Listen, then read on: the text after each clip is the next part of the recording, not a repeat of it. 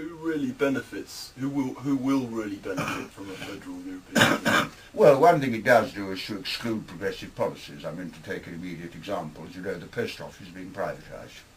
They've introduced competition. Why? Because Europe says you can't have a monopoly post office. So now the post office is facing competition from TNT. TNT don't have to supply letters all over the country. I mean, the post office, one of the reasons it has financial difficulties is, if you post a letter across London, you put first-class stamp, but you can also send it to Orkney and Shetlands. The blind get all their material, which is quite heavy, you know, braille, can be sent free. That doesn't apply to the competitors. And indeed, TNT actually supply letters to the post office, and the post office delivers them. They don't even deliver letters. So it's a completely, it's completely wrong, but it's being imposed on us. We would never have agreed to it ourselves. Right. Imposed on us, and they say, well, that's Europe. So, and these laws of control will get greater and greater. I mean, all immigration control will be under the hands of the European government, in effect, after this new treaty goes through. And we spend a lot of money on it too. It's quite an expensive business being a member. You have some benefits, but the thing is a top-down attempt to run Europe as in a centralised way, allegedly on the grounds that China's powerful, India's powerful, America's powerful, Europe's got to be powerful. But if you take that view, argue for it. I mean, you could argue, I'm not saying I'd favour it, but you could have a United States of Europe where you elect a president, you elect a parliament, Parliament makes the laws, the president has to follow that.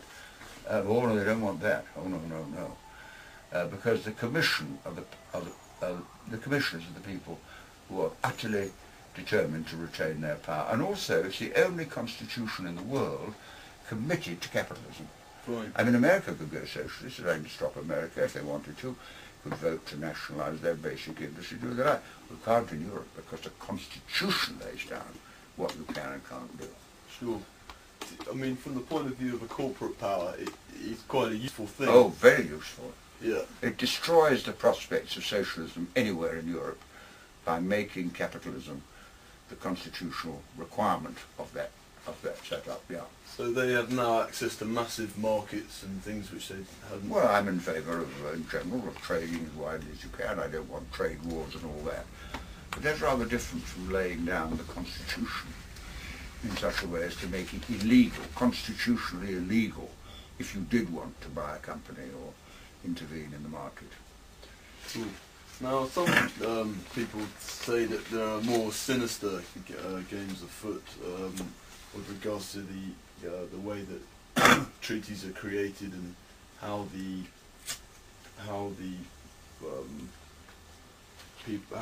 European proponents come up with things like the EU Reform Treaty, and they point to organisations like the Bilderberg Group. What do you think of? Well, I'm not a conspiracy theorist man myself. Right. I mean, there are conspiracies, but if you start talking in those terms, you limit yourself to people who are sort of quite frenetic about these things. A bit like 9/11.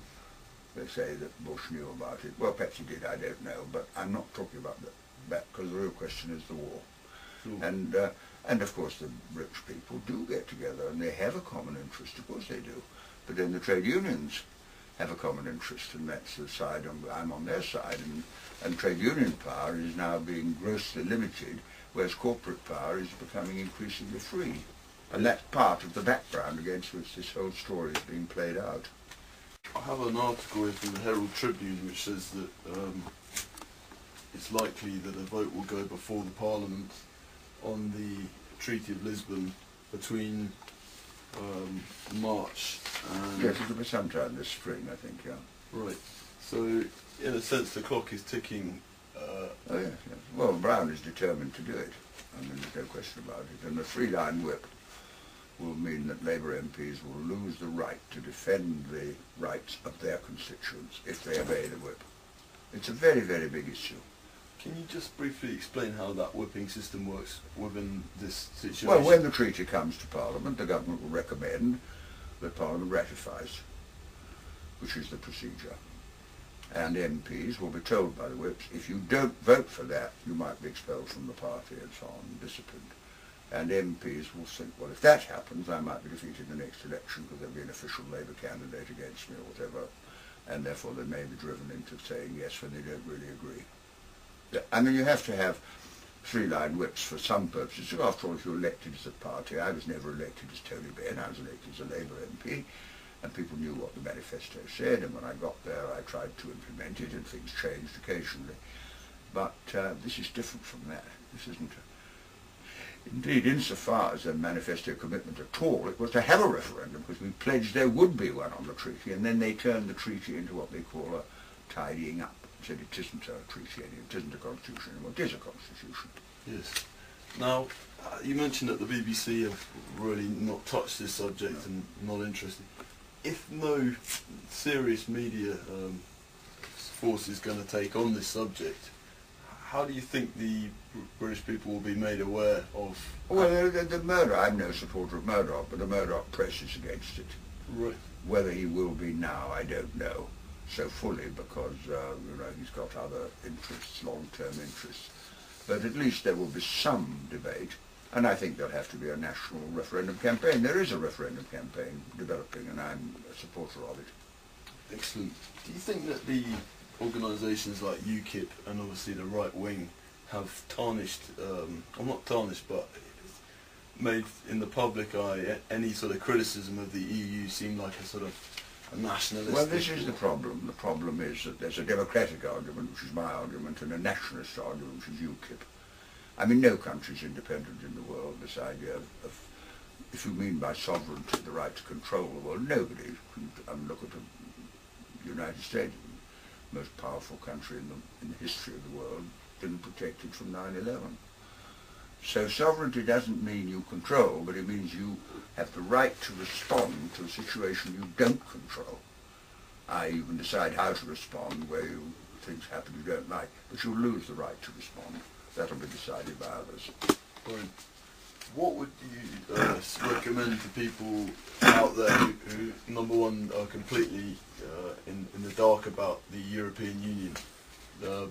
Well, to try and explain it, I mean, history is made by two groups of people, the teachers who explain what's happening, and movements that change what's happening, and it's the interrelationship of the two. I mean, all I can do, I'm not a member of Parliament anymore, but I can and do all the time go around talking about it, so people understand, just as your broadcasting will help people to understand. Then the question is, do movements come into being? Now the TUC, which was very much in favour of the European arrangement, is now against the treaty, and so you've got a mixture of left and right.